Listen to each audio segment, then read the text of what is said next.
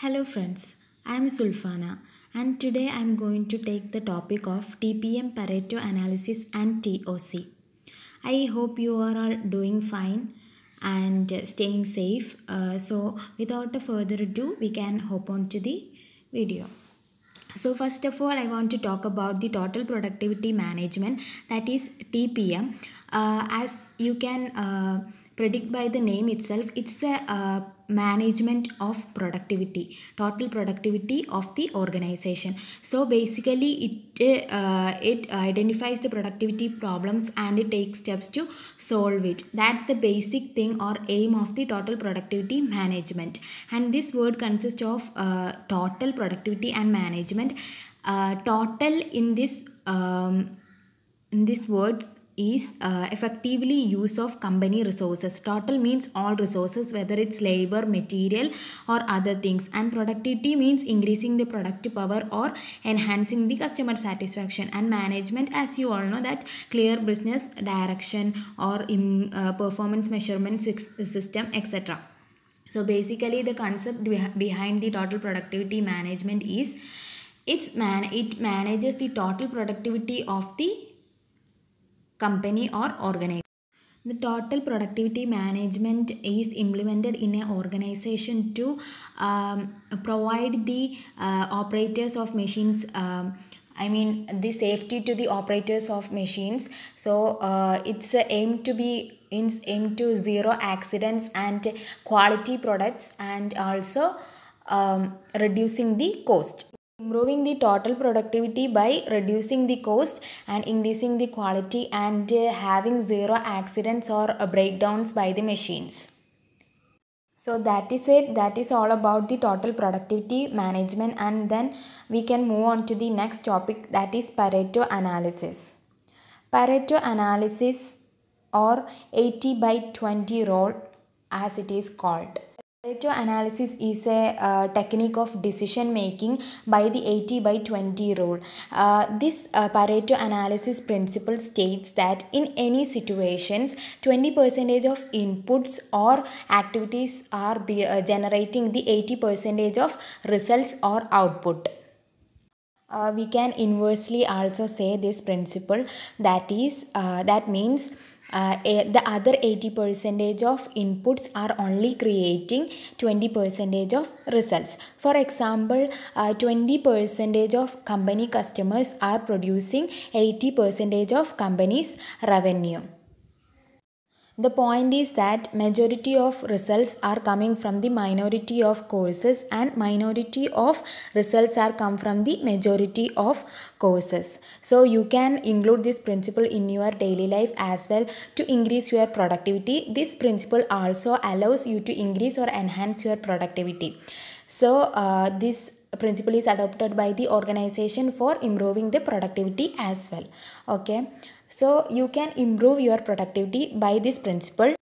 It is because it enables to do more by doing less. So we can use our smart work rather than hard work. Okay.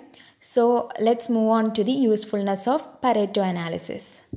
So Pareto analysis, as I already mentioned, it is a technique for improving the decision making and also taking the decision making and also improving the productivity. So the managers employ in this principle to determine the issues that cause the most problem, and once that causes are identified, it is assigned numbers, and according to that assigned numbers, priority based,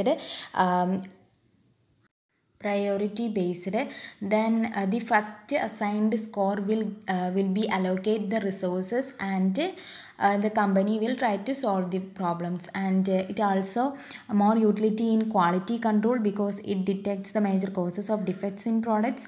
Then it is useful in knowing which products are more profitable so that the firm can increase the production of such products. It is also useful in measuring the performance of sales force. It can be used dealing with customer complaints. It is a simple technique for prioritizing possible changes by identifying the problems. It is mainly used in quality management management. It is helpful in resolving conflict. So go through this usefulness of Pareto analysis. The basic concept is to improve the performance, or it is used in the quality management for improving the performance system and also to increase the productivity. So the application of Pareto analysis, that is, it can be applied for the analysis of revenue growth of the organization with respect to the time period. And second one is to choose for any specific data and work on it in a broad set of data available. Okay. To explain to other people the set of data firms have. And the other one is for the analysis of population growth in a city all over the world every year, and also to check the global problems and focus on resolving the major one, to check the major complaints coming from the public and resolve them on priority. Okay, so these are all the applications of Pareto analysis.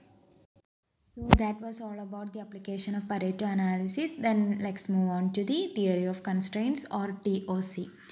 The TOC theory was developed by the E. Goldratt and J. Cox for assisting the production managers in reducing the manufacturing cycle time and operating costs. Okay, theory of constraint. In the word theory of constraint, you can see constraint. So what is constraint? Constraints are anything that prevents the organization from making progress towards its goal. Like that, for example, if we are going somewhere and we are stuck in a huge traffic block, and that traffic block is the constraint to reach our destination. Okay, so that is a constraint is what that prevents us from getting to our goal. So this theory of constraint is based on the assumption that there will be constraints in every organization, and these constraints will limit the performance of our organization. So the TOC focuses on the constraint and improve the speed of manufacturing process by eliminating or reducing the constraints. Okay, so it improve the cycle time, eliminate the constraint, and increase the speed of delivery so as to improve our productivity. Okay, in addition to that, it will improve our profit as well. Okay, then steps involved in TOC. The first step involved in TOC is that identifying the system constraint. What all are the constraints we have in our system? So for example, in a purchasing department, capacity of the supplier can be a constraint, and if you are relying on one supplier and he is having difficulty in meeting demands of his various customers including you, then this can become our constraint, and also it delays our delivery. Okay, then steps 2, that is decide how to exploit the constraint. So in if you identify the constraint, you have to exploit it or utilize it to the maximum. So you have to maximize the utilization of that constraint. The next step is subordinate everything else to the constraint. Subordinate everything means adjust every other thing in the system, manufacturing system, to this constraint, and you want to stress the constraint to utilize it fully. Then step 4 will be elevate the constraint. If the constraint has not been removed till this step, then you have to like for example, you have to be you have to take capital investment or something like that. And also next step is step 5, and you have to go back to step 1, that is in this step the constraints are all cleared and you have to search for another constraint, so as and then you have to move on to the step 1. Okay, that all are the step of the TOC. Then key measures of TOC, that is throughput contribution, investment, and operating cost. The throughput contribution is a product of TOC. It is very important part of the TOC because it is equal to sales revenue minus direct material cost. So the throughput contribution is calculated by sales minus direct material cost. This throughput contribution is also called a revised contribution.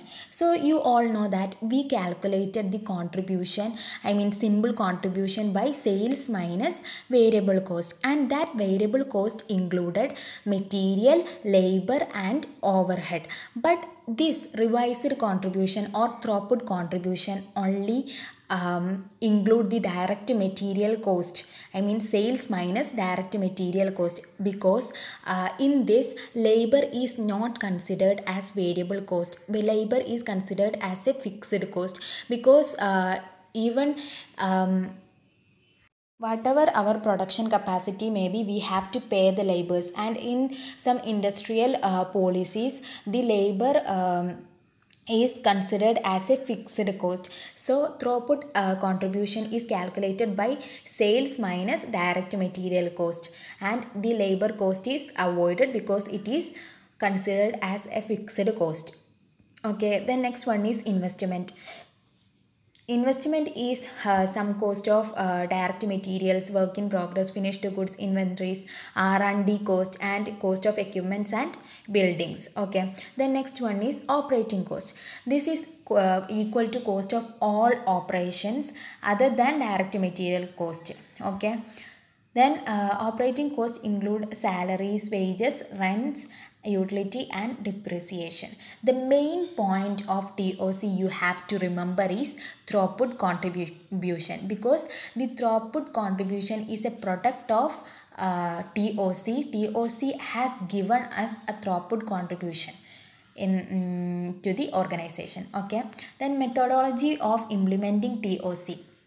So first if we have to implement TOC in our organization, you just have to study the manufacturing system. You have to study about the manufacturing process, factory layout, machines and equipments. Okay. Then next one is bottleneck identification. Bottleneck means constraint. In manufacturing concerns, the constraints are called as or referred as bottleneck also. So bottleneck identification means constraint identification. So we have three ways to identify our bottleneck or constraint. Is that cycle time as a way of determining bottleneck. If we calculate the cycle time, we can understand that which is our constraint, and inventory before a process as a sign of the constraint. Then cycle time corrected by process engagement as a basis for bottleneck identification. The next one is exploitation strategies of identified bottleneck. In this step of the TOC, we have discussed that we have to exploit our constraint and increase or maximize the utilization of that constraint. And you have the three promising solutions for that is upgrade the production capacity, continuous process improvement, or changing structure of orders. And that next step is that which solution to be applied to the system.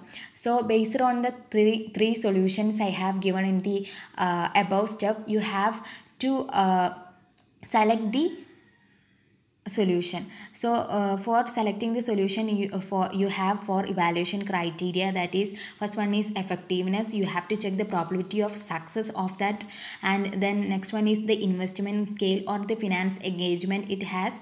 Third one is the efforts needed to perform the improvement by the managers and the whole staff. And the next one is difficulty, I mean how much knowledge or professionalism needed for that thing. Then next one is a drum buffer rope. This drum buffer rope is a method of synchronizing production to the constraint while minimizing the inventory and work in progress. Okay, in this drum is the constraint, buffer is the level of inventory needed to maintain the consistent production, and rope is a signal generated by the constraint indicating that some amount of inventory has been consumed. Okay, then the last topic is TOC and cost accounting procedures. So TOC has given the cost accounting the gift of throughput contribution, throughput time, and also manufacturing cycle efficiency. I mean to say that the TOC has contributed throughput contribution, throughput time, and manufacturing cycle efficiency calculation to cost accounting. Okay. We have studied earlier about the throughput contribution, and you know how to calculate it. So let's look on to throughput time and manufacturing cycle efficiency. Throughput time is equal to time between the receipt of customer's order and delivery of the order. Okay, that is equal to processing time plus inspection time plus movement time plus waiting time plus storage time plus value added time plus non value added time. That is throughput cycle, or throughput time or cycle time. Then the next one is manufacturing cycle efficiency, that is MCE, is equal to processing time by throughput time. In this total cycle time, we know that it is the aggregate of the time required for various activities such as processing time, inspection time, material handling time, waiting time, moving time, etc. Then the manufacturing organization would like to see their MCE close to 1. That is, the ideal ratio of MCE is 1. This implies that less time is wasted on inspecting, moving, handling, wasting and other non-value added activities. So the manufacturing concerns look to put the MCE close to 1.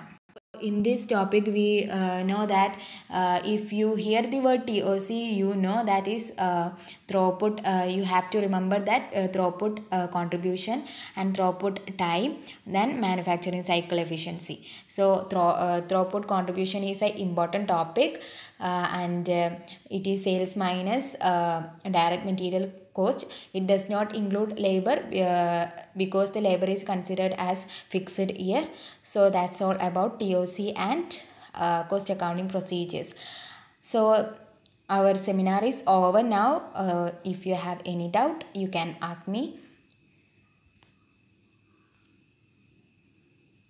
Okay. Then thank you. So that's it. Have a nice day.